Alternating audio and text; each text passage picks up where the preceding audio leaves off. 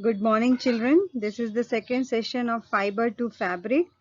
Now, we have already seen in the first presentation that what are the fibers, what are the types of fibers, natural and artificial. And natural fibers, we have seen the wool, its production, its processing, and its uses. Now, let us talk about another animal fiber, that is silk. Now, silk fiber is obtained from cocoons of silkworm or silk moth. This silk moth lives on the leaves of mulberry plants. Now, type of silk, according to the different types of silk in terms of luster and texture, there are many types of silk. Examples are tassar silk, munga silk, kosa silk, etc. So, mulberry silk is most common silk moth in India, and the rearing of silkworm for obtaining the silk is known as sericulture. This is the pic of silk moth or silkworm. First pic, you can see the male silk moth, another is the female silk moth. Now, coming to the history of silk. Actually, silk was discovered in China around 3500 BC. Silk became prized possession of the Chinese people for its fine quality and luster. Originally, it was used by emperors only or the royal class people. And now, gradually, the trade of the silk spread to other part of the country. Now, over a time, silk was staple item for the trade of ancient time, and from the China to the other world parts of the world, it is also known as silk route. So you might have studied about the silk route. These are the people who trade for the silk, and they are coming from the China. Silk was produced in India also, but in Valley civilization, there is some of the findings are there. Now let us talk about the life cycle of silkworm. There are 4 stages in the life cycle of silkworm, from egg to larva to pupa and finally to adult. Now, female silk moth, they lay eggs, about approximately 300 to 400 eggs. After 14 days, eggs are hatched into larvae, also known as caterpillars. Now, these caterpillars, they grow into the pupa, and after pupa form, they secretes a fiber which is made up of protein, and they cover its whole body with this protein fiber, and this covering is known as cocoon. Now they live in the cocoon form so for some time, and inside the cocoon they develop into the adult silk moth. Now you can see the life cycle of silk moth. The female silk moth produce egg. Egg is converted into larva or caterpillar. Then caterpillar is surrounded by cocoons, and they developed into the moth or silk moth. This is the pic of mulberry tree, and the fruits developed in the mulberry plants. From the silk moth to silk, the process of obtaining silk is known as processing of the silk. It involves again several processes. First is rearing of silk, second is the reeling process, third is dyeing, and then spinning and the weaving. This is the pictorial form of processing of the silk. You can see the different steps involved in the weaving of the silk. Now we will see one by one the process of rearing of the silkworm. And now all of you know the female silkworm, they lay eggs. Eggs are stored in a cloth or paper strips, and eggs are warmed to certain temperature. Then the eggs hatched into larva or caterpillar. Then finally they are shifted to the bamboo trays and fed on the mulberry leaves and to grow it to a maximum size.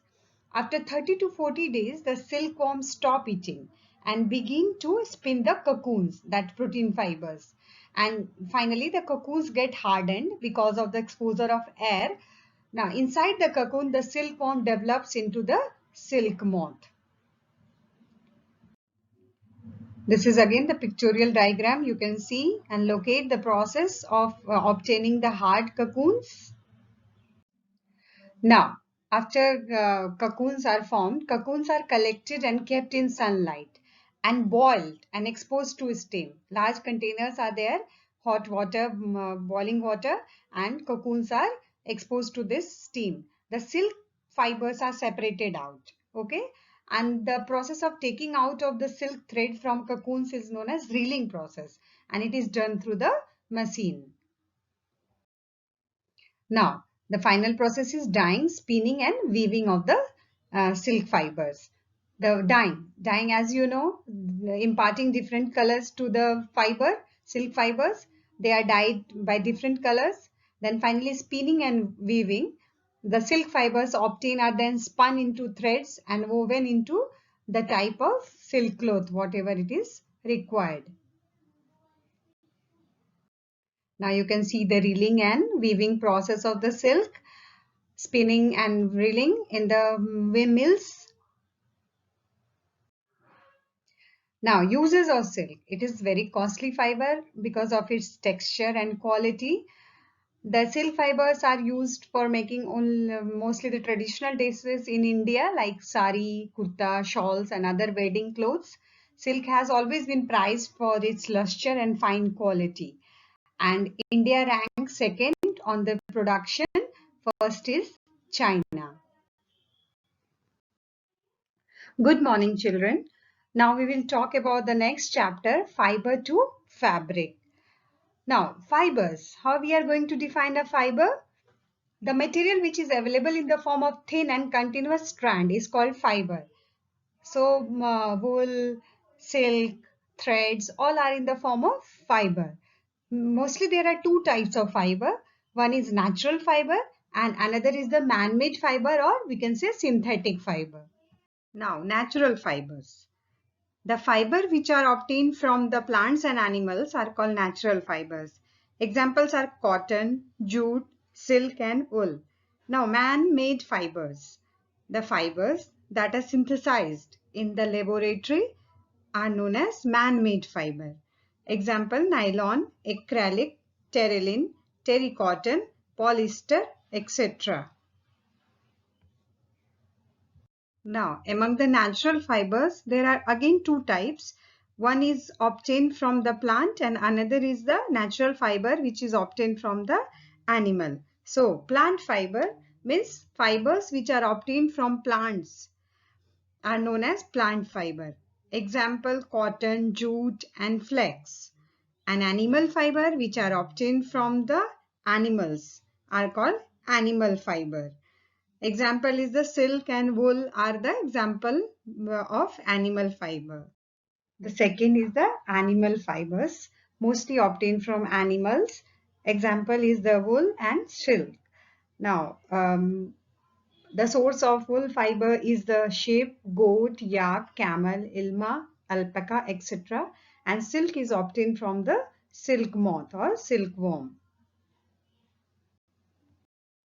In these slides, you can see different pics of animals which are the sources of the wool or the silk.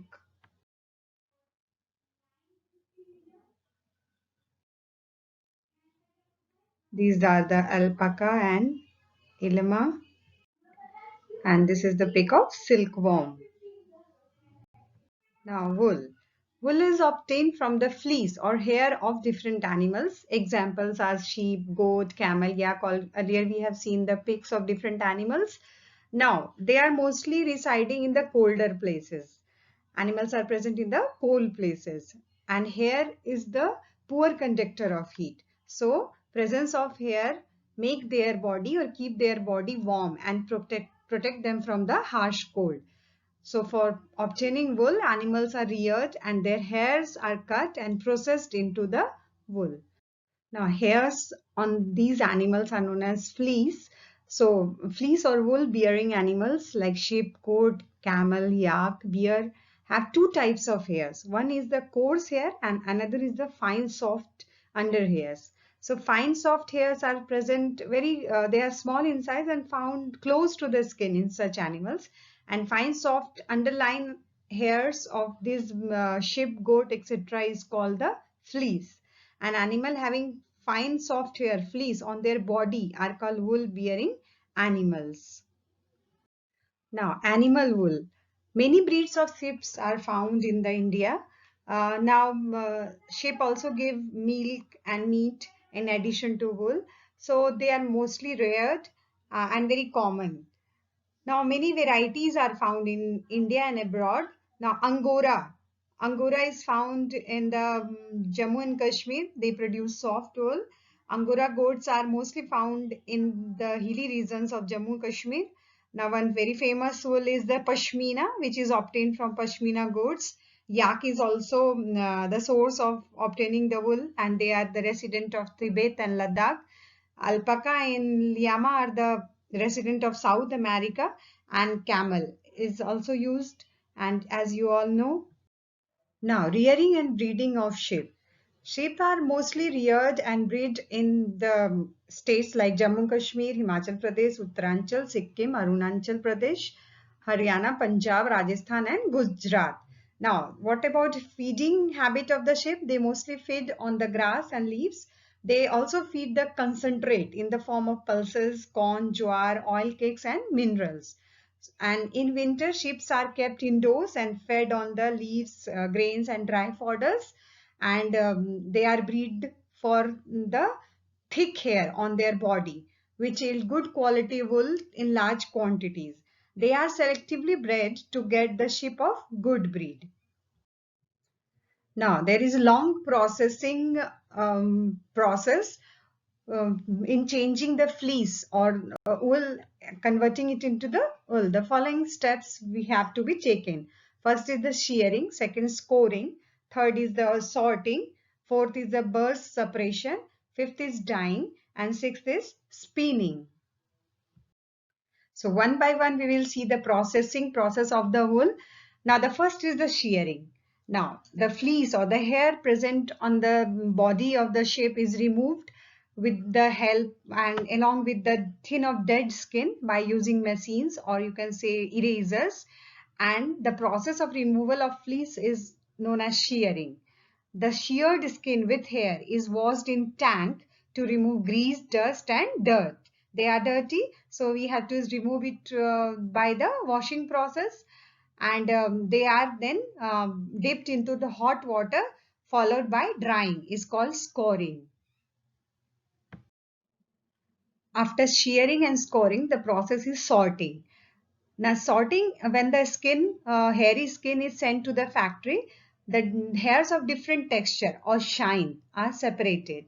Some are having good shining property and some are dull. So they are being separated, and on this basis it is known as sorting. Now after sorting, burst separation. Small fluffy fibers are also present in the hair. So again they are washed and dried. So this is the burst separation. Then the process of dyeing. Actually, the sheep hair is mostly white and brown and black. So they are dyed with different colors. So this process is known as dyeing of the fibers. And finally, the spinning. The raw fibers, the hair-like fibers are then strengthened. Strengthened means they are make the straight, and they are combed and rolled into the yarn, and then they are spun and woven into the fabric. Here are cutting off the wool. The pic is showing shearing process. Now, yarn and its type. There are two types of yarn. One is long yarn or another is a shorter yarn. The long yarn is needed to make sweaters as it requires a longer thread, mufflers, caps and socks, and shorter yarns are woven into the fabric. You can see the wool and yarn pic in this. Now, uses of wool. It is used for making warm clothes such as sweater, cap, shawls, gloves and blankets. It is also used in making carpet and hosiery material.